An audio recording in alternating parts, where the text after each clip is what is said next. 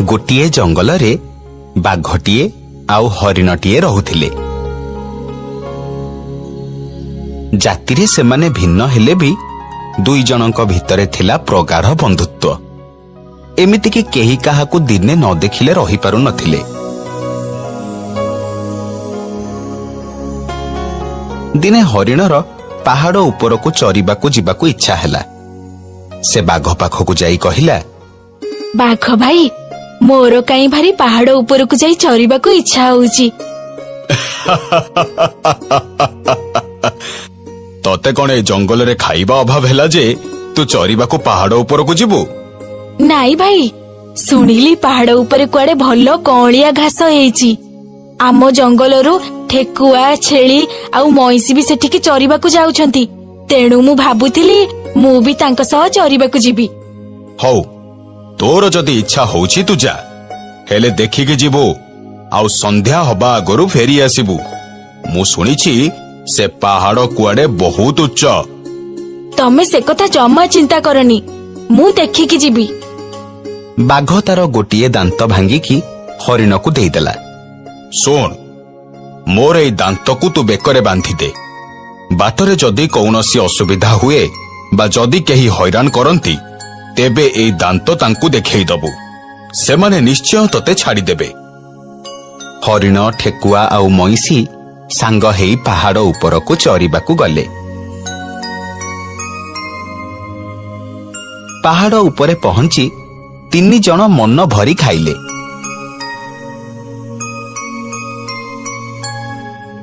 किछि समय चरिबा परे हरिणर पेट पूरी गला। ओहो, सतरे एई पहाड़ उपर घास बहुत सुआदिया। हाँ ठीक कहिछ भाई, इच्छा होउची आज एठी रहि जिबा, काली सकाळे आउ टिके चरिके संध्या रे फेरिबा। हाँ से सब ठीक जे, हेले एठी हमें रहिबा कोउठी, पानी पीबा कोउठू? से सब तू चिंता करनी। पानी कोन दिने न पीले चलिबनी, हेले एमितिका कौलिया घास कोन सबु बेले मिलिबो? ठेकुआ ठीक कहूची, आमे आज एठी रहिबा आउ काली सकाळे चरिकी जिबा। ना ना, सेपटे मो मित्र अपेक्षा करिथिबे। मु संध्या पूर्वरु फेरी आसीबी बोली तांको कथा देइची। मित्र ना फित्र? हरिण हेकी बाघ सह सांग होउची, सिए होउची बाघ, बुझिलु? आजी न हेले काली से तो उपरे लोभ दृष्टि पकेइबो आउ जेमिति सुजोग पाइबो तते फसेई दबो आउ मारी खाई जिवो। काहा विषय रे किछि न जानी ताकू एमिति कहिबाटा जमारू ठीक नुह। से मो मित्र, आम संपर्क बहुत निबिड़। सिए मो सह केबे विश्वासघातकता करिबेनी। आम कथा एबे तू बुझी पारुनु, जेबे से समय आसीबो सेबे तू आपे बुझी जिबु जे आमे ठीक कहूचु ना भूल कहूचु। हरिण काहा कथा को खातिर न करी से पहाड़रू जंगल आड़कू फेरिला।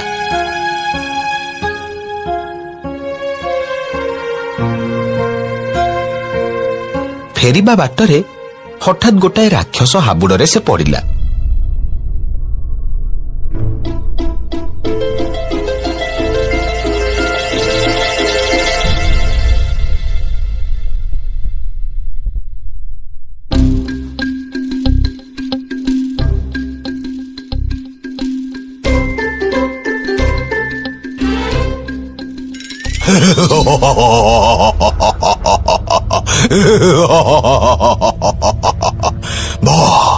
आज शिकार पे हसी मो पाखरे पहुंची भल है। आज तो मो मारिकी खाइबी। नाई आज्ञा, मते दया करी जीवाकू दियंतु। सेपटे मो मित्र मो बाटो को चाही बसिथिबे। जदि मु ठीक समय रे तांको पाखरे न पहुंचे तेबे से मते चारिआडे खोजिबे, बहुत कष्ट पाइबे। मित्र किए तो मित्र? महाबल बाघ होउछंती मो मित्र।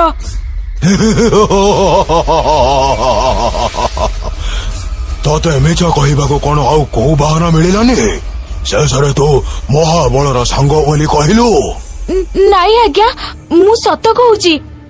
बस मो भोकिला अछि, मते आउ रहाना कहि दउची। मते विश्वास करंतु आमे दुई जण भलो बंधु।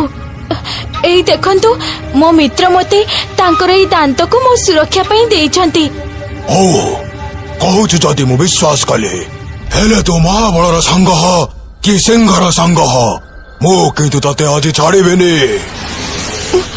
मु हाथ जोड़ुची दया करी मते छाड़ी दियंतु। मु आपन को कथा दउची जेमिति हेले भी मु मो मित्र को देखा करी आपन को पाख को चली आसीबी। दया करी मते छाड़ी दियंतु।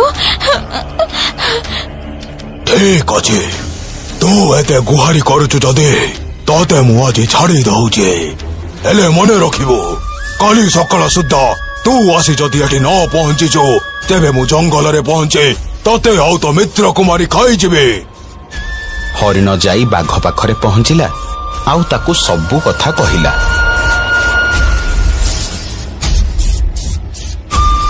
नाई मु तते सेठी के जीवाकू देबेनी। ना मते जेमिति हेले जीवाकू पड़िबो। जदि मु ता पाखरे न पहुंचे तेबे से तमको मारी दबो। से मते मारिले मारी दो हेले मु तो ऊपर कौन से आंच आसीबाकू देबेनी। हेले तमे काहे कि बुझुनो मित्र जैसे बस तू आउ किछि कहनी मो पाखरे गोटाए उपाय अछि। की उपाय? टुआ टुई बोली दुई जण भाई भौणी मो जेजे को गोटे बुद्धि शिखाइथिले। आमे तांको भली गोटे उपाय पांची से राक्षस को बुद्धि शिखाइबा। बाघर उपाय अनुसारे बाघ आउ हरिण मिसी हरिण भली गोटिए पत्थर मूर्ति तैयारी कले। आउ बाघ से मूर्ति को नहीं कि राक्षस पाखकू गला।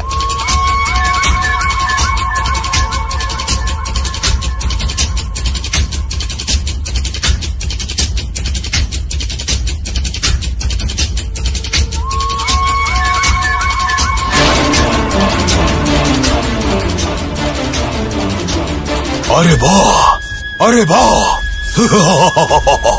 तमे दुई सांग तो बहुत विश्वस्त।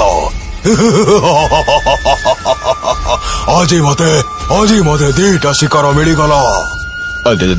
देखंतु मो मित्रं को आपण खाईदेले मु आउ काहा सह कथा हेबी काहा सह खेलिबी। आपण मो मित्रं को प्रथमे खाई दियंतु तापरे मते मारी खाईदेबे। राक्षस हरिणर पत्थर मूर्ति को हाथ रे धरी नहीं पाटी रे पकेइदेला। से जेमिति ताकू चोबेइछि तार सबु दांत भांगी गला। सेतिकी बेले बाघ राक्षस ऊपर को झांप मारिला आउ ताकू मारी खाईदेला। तापरे बाघ आउ हरिण जंगल रे खुशी रे रहिले। बंधुत्व रे विश्वास निष्ठा आउ भल बुझामणा रहिले जगत जीतिबा संभव।